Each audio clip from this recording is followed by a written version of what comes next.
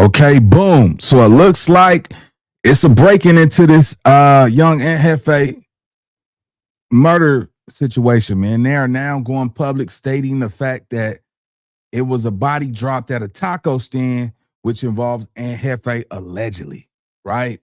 So when we think about, damn, at a taco stand, man, they go back to how niggas used to get caught slipping on this black tie, right? But let me just say this before we get into the content, man. Uh, Never let somebody provoke you with their anger. That shit just don't happen randomly. That's a setup. When somebody is trying to provoke you to jump out your body and crash out, it's a setup. That's not random. When somebody does that, you got to realize they need a reason to actually do what they got to do. So they try to provoke you so they can have a reason to crash out on you. You got to always be ahead of the game, man. Never let somebody provoke you to anger, because if they can control you mentally. Check game. Now, with that being said, let's get to this content. Breaking news: young Jefe arrested for murder after a taco stand shooting claims. Let's get to it. Poetic Flacco, you up? No Jumper host young Jefe was arrested last night on murder charges. Now, the situation and circumstance surrounding his murder has a lot of people torn on whether or not he deserved to be arrested. Jefe, the rapper and co-host of the No Jumper podcast, has been arrested for murder. Law enforcement sources have told TMZ that Jefe was busted by LAPD's elite robbery homicide division and booked for felony murder. He's being held at the LAPD jail on a $1 million bond. Adam 22 told TMZ that Jefe has been a great podcaster for the last year or so, and as far as he knew, Ant wasn't really in the streets like that anymore, so this is all a huge shock. When I first found out that Ant was arrested, the first thing I looked at was the bail. When I seen $1 million in California, in LA County, that gotta be a murder. In California, you can commit armed robbery and you'll be home the next morning, man. No bond on recognizance. That's just a fact. So the fact that you got $1 million bond, I knew it was murder from the very beginning and the very gate. But when I got the full details and when I got an understanding of what exactly took place and how he got a murder charge, I put myself in his shoes, and the first thing I said was, man. People keep asking, how do we actually get an AI agent on our team? Well, it's easy. Watch how I do it in 60. I'm just lucky it wasn't me, man, because I don't see myself doing anything differently from what Jefe did. I want to preface this by saying, if the story is true, then what Jefe did is something that a lot of us, if we were in his shoes, we would probably do the same thing. A lot of us have a certain level of distrust and hatred in our hearts for dudes in the streets. And if we leave our home, the last thing we want is for a street dude to breathe on me. The last thing I want is for a street dude to interrupt my day, to disturb my day, to breathe on me in public. But if a street dude pulled a stunt on me, how they pulled a stunt on Ant from the story we're hearing, I don't see myself doing anything differently. I can see YouTube commentators making videos like this. Poetic Flacco just tricked himself out the streets. Poetic Flacco just ruined his life. It's over for Poetic Flacco. I could see myself in Ant's shoes right now. Here's a video of Jefe moments after the incident that led to his murder charges. This video tells you everything you need to know about the incident. What's the good old deal with the good old people, man? Today was not a good day, bro. Today was one of those bad days, man, where the devil was working hard, man. He was at work, man. And he was this close, man. He was this close. This close to cashing in on wishful thinking. So right now, right, I'm in a phase where I'm trying to regroup, you know what I'm saying, and think things through, man, and just, create the space to be calm and copacetic, you know what I'm saying, through the storm, you know what I'm saying. But hopefully y'all had a good day up out there, though, man, on this Monday, man, you know what I'm saying. To anybody day who was bad like mine, we gonna make it through, champ, you know what I'm saying. As long as we make it through the next day, man, we got another chance, man, to recharge, man, and regroup, man. Salute. Stay strong. And the YouTube video that he made after this video tells us the full story, bro. This man, eyes is red. He looked disheveled. He looks like he wasn't sleeping.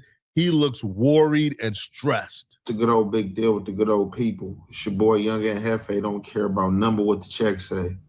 Make sure you go ahead and like and subscribe because it don't cost you nothing to press that button. And if you ring that notification bell, I'm going to bring you mail. What's the good old big deal with the good old people? It's Hot Topics with your boy, Young and Jefe. And I'm here to deliver you another one like the other one. The recipient of Hot Topics. Man, eyes is red, looking into space, expressionless, eyes is glossy, looks like he was crying all night, looks like he hasn't slept, he's stressed. Yeah, man, you could see it, man. He looked bad, bro. He looked down bad. But it happened to the best of us, man. When you coming up out them streets, homie, it's always something you got to worry about, man. You know, you got to worry about making it home. You know what I'm saying? That's why I tell y'all every time, nigga, when you leave that house, it's a dog fight. Because all it takes is for somebody to try to get you to jump out your body. You see what I'm saying? And, you know, some niggas feel like that nigga see it, nigga like, oh, that nigga doing media. That nigga, you know what I'm saying? He ain't trying to take it there. Let me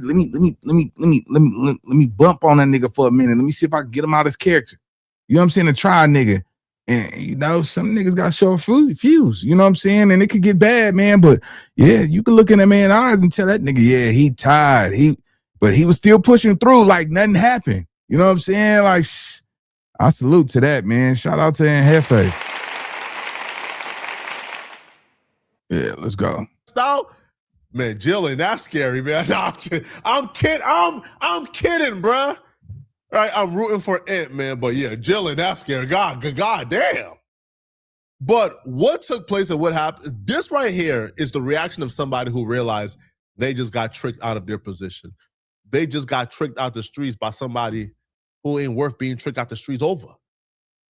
Young and Jefe at about 2 a.m. in the morning went over and tried to get some tacos. Now, this late night taco run ended up in a homicide investigation. The LAPD says there was an argument just before the gunfire, and it all unfolded just steps away from a busy taco stand. NBC4's Camilla Rambaldi joins us live from the LAPD headquarters after talking with witnesses. Camilla. Hi, Jonathan and Kathy. Telemundo 52 spoke with the brother of the man who was killed. I also spoke with one man who was working at the taco stand last night. He told me he heard about 7 to 8 gunshots. Young and Jefe is from A-Tray Gangsta Crib. Young and Jefe goes to a taco stand. He's standing in line for some tacos. Now, when you are a black man and you have elevated to a certain place in life, such as where Young and Jefe is at, where he's a popping podcaster, a successful YouTube channel, he's on No Jumper, he's famous, the rapping stuff is working out. You want to stay away from certain places, not because you are scared something will happen to you, but you don't want to be around certain groups of people, the street dudes, the street iggers, right? Because the street iggers as a black man is our biggest obstacle, right? Is our biggest obstacle, man, the street iggers. As black folks, we're creative, we mind our business, but there's a subsection of black people called street iggers where they don't know how to mind their business. So Young and Jefe is at the taco stand, minding his business, trying to get some tacos, trying to eat. A Pablo Blood pull up. I think like ain't the Pablos from like 5'4" or 5 dudes, who knows, right? But the Pablo Blood pull up. Instantly, an altercation breaks out. He starts to bang on Young and Jefe. Where you from, Blood? And Jefe, I'm from A-Tray Gangsta Crib. Serious dictation was driving me crazy, so I switched to whisper flow. Here's why I'll never go back. Cool. That should have been the end of it. All right, man. So damn, we turn that down. Let me tell y'all something, man. You know when you in a fucked up situation, when you in a real fucked up situation, you can't really fucking see yourself. It's because you in it mentally, emotionally. You in a fucked up situation. You're inside the situation. You can't fully see yourself. So it's hard for you to try to figure out how I'm going to get the fuck up out of this shit. You got to be sound. You know what I'm saying? You got to be clear. You got to have good intention to have intent to figure this shit out. See, You know, when you around a gang of motherfuckers, man, when you got a team, you got a circle, and everybody smiling in your face, and not one nigga tell you like, nah, bro, you tripping. Nah, nigga, you wrong for that, bro. Like, I don't care. You wrong, bro. You see what I'm saying? Then the joke is on you. You should never be in a fucking circle or group or around a gang of people where everybody's smiling in your face. Somebody got to tell you how it is, gang. You see what I'm saying? You got to be careful on who you choose to be in your life, your circle. You got to learn how to get up out of them tough times, man. Because see, in the streets, bro, when you come from them streets and you make it about them streets, that killer instinct that you used to have, it fades away sometimes. No, it ain't fade away. When you're not living it every day, it's gonna fade away. Don't let nobody tell you all that shit, man. Trust me, bro. I done seen it happen to the best. Motherfucker think they just, oh, you still got it. How? You don't practice it every day. One thing you do every day, you don't forget that. But when you stop sliding around with that gun, or you stop having to, you start hanging around people that's not engaging in street warfare, you might not see that nigga around the corner. You might not see that nigga on the side of you when you arguing with this nigga right here. You might not see that drive-by that's finna come around that corner, because there's always murder in the air. You see what I'm saying? But when you in a fucked up situation, you can't fully see it, man, because you inside of it. And that's one of the hardest challenges that men face that a lot of men don't talk about. You see what I'm saying? So when you get up out of those situations, you double back and you redraw that shit. You see what I'm saying? You can't play both sides of the fence. You can't be doing good and doing bad and trying to do what you used to do at the same time, man. It's go fold. It's like a missing piece to that puzzle, man. So y'all pay attention. Let's go. Hey, you from Pablo's? I'm from A-Trey Gangsta Crib. I'm here for some tacos. Let me go about my day. But no, back and forth kept happening. Now, Young and Jefe did something that I think we should all do. Young and Jefe walks away, gets back into his car. Now, when Young and Jefe gets back into his car, the Pablo blood follows Young and Jefe to his car. Now, here's the thing, okay? When a gang member asks you, where you from? That's dumb. Asking you to validate, right? You have a right to walk where you're currently at. Now, my rights to walk and freedom of passage is my natural rights, is my birthright, okay? My natural right is freedom of passage and my freedoms, okay? So I can walk anywhere I want to walk because that's my natural right as a human being, right? And nobody has a right to tell me where I can't walk, right? So when a gang member asks me where I'm from, I'm not, man, yo, leave me alone, man, all right, man. I ain't answering none of that, bruh. But, gang culture, that's the thing. So Jefe answers it. Now, I guess when Young and Jefe is... Let me tell y'all something, man. Now, let me hold on, bro. Nah, I'm sitting back. I'm just thinking what he's saying. And a lot of y'all don't get it, man. Most of the times in them streets, a lot of people don't just ask questions because they curious. Catch this game. Most people don't ask questions because they curious. They trying to study you. They trying to ask questions so they can find that weakness inside of you. That's why they asking those questions. Random questions out the blue. Asking you personal shit that they don't care about. They not asking you them random questions because they curious. They want to find your weakness. They want to see what rather you. They want to see how they can get you off your pivot. Yeah, they go study you. They go target that. You see what I'm saying? And they go fuck around and use it against you. So I want to make sure that y'all understand, always be on point. Always be prepared to keep your mouth closed. Because see, when a lot of niggas ask you questions, use less words. Less is best. A lot of these niggas, they trying to figure you out. They trying to study you. They trying to see if you weaker than them. Most people only let niggas hang around them when they feel like they're above certain people. A lot of people don't see people as their equals.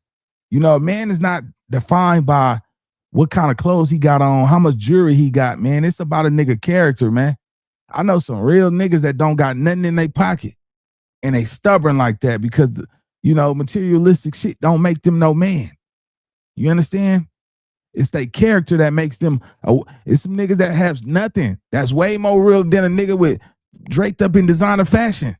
That shit don't mean nothing, man. But just always remember, man, if a nigga asking you random questions, it's not because he's curious. It's only because he's trying to figure you out. He's trying to study you. He's trying to figure out how he go play you or get up around you. Keep your eyes open. Let's go. Make sure y'all hit that like button, man, because I'm giving y'all game. Going back to his car, the Pablo Blood probably feels like he got the best of the situation. And he wanted to get the best of Mo. So he follows young Jefe to the car. And Jefe is in the car. The Pablo Blood is still talking ish from the vehicle. F this, F this, F this. And when I say F this and F this, y'all know what I mean when I say F this and F this. I can't say it, right? Because you feel me? Again, I got Crip homies who I love, who, you know, certain words I can't say, because if I say them words, P Nice will call my phone tripping. P Nice will check me if I say those words. Right? Rockstar will call my phone tripping. KK will call my phone tripping if I say certain words, right? So I respect the Crips, so I'm not going to say the words, but saying all of that. And after a while, man, when I walk back to my car, I'm in my car, I'm trying to leave, you right here, feel me? Like, I don't know what you reaching for, you yelling aggressively. And young and Jefe just had enough, man. Just had enough. Pulled out the pistol, shot about 7 to 8 times. Bro got hit, bro died. And now we're here. Allegedly, because he's still fighting the case. He could be completely innocent. This could have all been a misunderstanding. I want to say this though, right? That could happen to any real street nigga who changed his life. You see what I'm saying? I think even though we not in the game no more, we out the game. I mean, like most of us, man, we all ride around with them chopsticks, homie, and willing to pop some shit if our life is in danger. That's why I say I don't believe in unnecessary violence. I believe in necessary violence. You understand what I'm saying? But, you know, if this is what's happening and that happened, that could happen to any one of us, homie. You know what I'm saying? Because I won't hesitate either. You see what I'm saying? And I pray to God don't nobody jump out their body and make me have to send them to their maker. You know what I'm saying? Because that's not what I'm ever going to look for. You know, picture your mama standing over your casket crying because you felt like you could just approach the wrong nigga. You know, a lot of young niggas got to realize there's a lot of niggas that's older now, homie, that they just don't got time to put you in that box. But don't push them because it could happen, man. So I'm hoping, you know, it's justified. Let's go. So allegedly, people, allegedly. But allegedly, that's why Young and Jefe killed the dude from Pablo Bloods. Let's go ahead and get you to some video from earlier. In this clip, you can see several bullet holes in a fence near the stand. The LAPD says the shooting was reported just before 2 in the morning near the intersection of Holmes and Slauson Avenues. As you mentioned earlier, there are a number of businesses in the area. Police say a man walked toward a car and there was some sort of an argument. Police say the man was then shot and the shooter took off in a car. It is unclear at this point what led up to the argument. The family of the man who was killed has identified him as 30-year-old Deshaun Coleman. They shared a photo of him with our team. Here was more from his family and reaction from a man who was working at the taco stand. We don't know nothing. All we know, we need justice. He was a good person, a loving person. He took care of everybody. We hear some people yelling, like yelling bad words,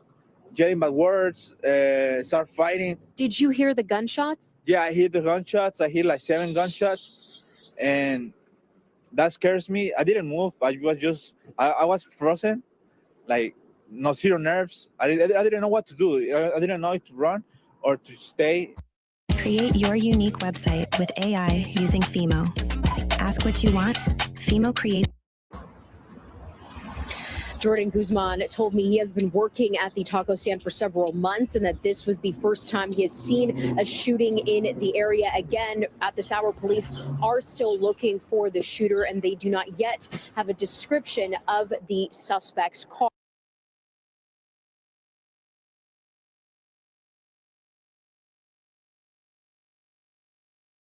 All right, so it looked like the suspect got away. You know what I'm saying?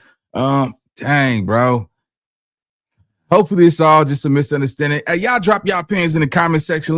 Let me know what y'all think, man. Put the, free the ant, you know what I'm saying, in the comment section if you want to, support them, and hopefully just get out there and a lot of people get behind the movement. But until then, y'all stay tuned. We got more content coming our way, and I'll see y'all on the next video. Let's go.